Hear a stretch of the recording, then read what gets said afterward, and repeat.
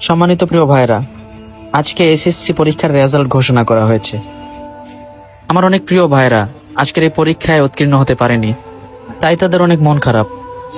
আমি তাদের উদ্দেশ্যে বলবো, যেখানে আমাদের মহান আল্লাহ তাআলা আমাদেরকে বলেছেন ইন্না মাআল উসরি ইউসরা, অর্থাৎ কষ্টের সাথেই রয়েছে স্বস্তি, সেখানে আমাদের কষ্ট পাওয়ার তো কোনো মানেই হয় না।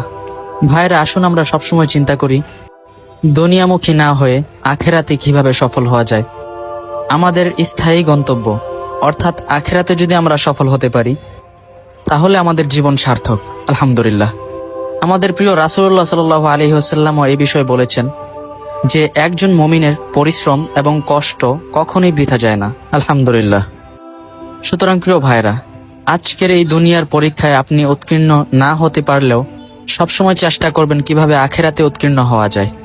তাহলে এই দুনিয়া এবং আখেরাত দুজাহানে আপনি সফল।